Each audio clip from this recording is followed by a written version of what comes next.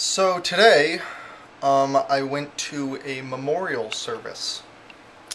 I went to a memorial service for a man named Ed Morin, who is a prominent barbershopper in the Santa Barbara area.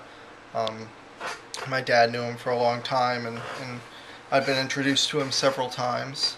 Um, Great guy, great guy. So I went to his memorial service today. Um, And so, stories were traded about him.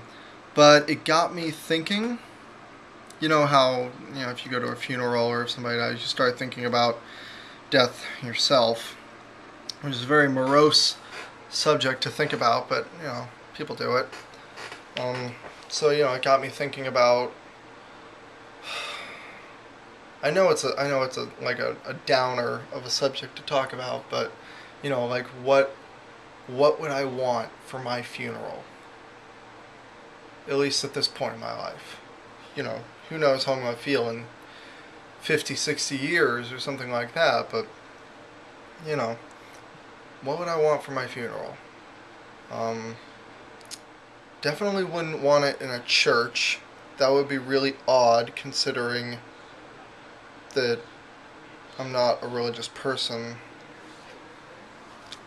So I wouldn't want it in a church. That would seem very contradictory to who I am as a person. I sometimes it seems like memorial services are held more in the beliefs of whoever's holding the service than in the beliefs of the person that they're remembering, which I always thought was a little backwards. I know that people do their best to emulate what the person wanted, but you don't hear from people often how they would want their own funeral to go. So how do you know if what you're doing is what they actually want?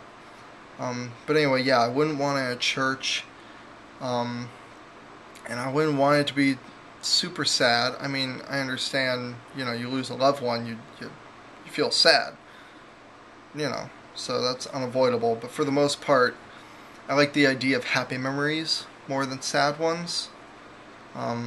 Laughter and all that. I also don't like the idea that at memorial services you're not allowed to applaud. I don't get that. I don't see it as like a respectful thing or something like that. Especially with me being an actor and a performer, I would want lots of applause. In fact, I would want like a 10-minute session in the middle where people just applaud. That would be a great send-off. Somebody 50, 60 years from now watching this, remember that. That's what I want. I want applause. I like that. Because that's the greatest sound in the world. It really is.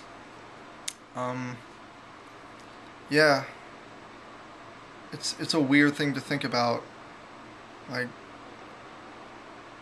what would your funeral be like, and how are you going to be remembered, and who's going to be there? Who's still going to be there at your funeral? Who will have died before you? Who just won't care enough to go? Who actually shows up?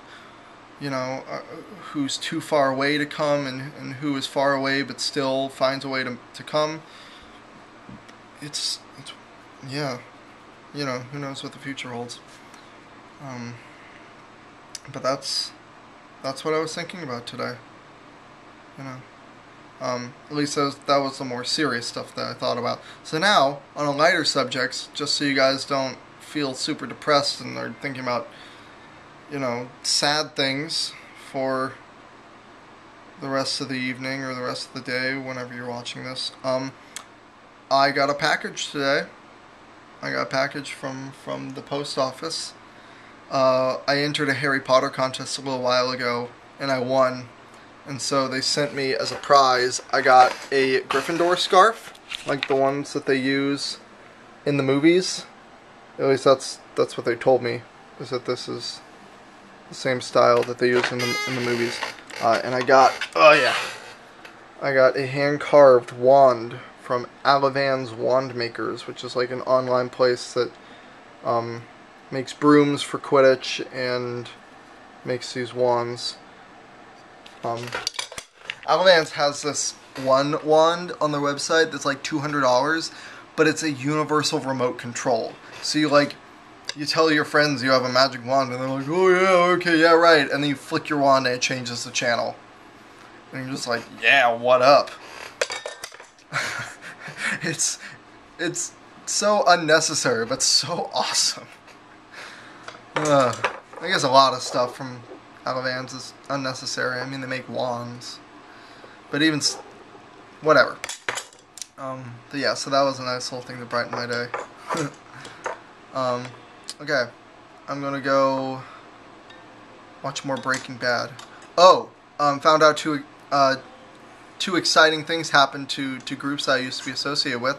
Sound of the Rockies performed at the Colorado Music Education Association. I believe that's what it stands for, CMEA. And they were the Friday night performance. Probably the most influential crowd that Sound of the Rockies has ever performed for. So that's really cool. Maybe get barbershop starting to get taught in the schools a little bit more. That'd be great. And then also a student production of the last 5 years that I used to be musical director for. That had their opening. They had their opening night tonight, and I hear it went very well. So proud of those guys, especially Lauren Stearns, who put so much work into that project. You know, she's just so driven. Fantastic. Anyway, yeah, I'm gonna go. Talk to you guys later. Bye.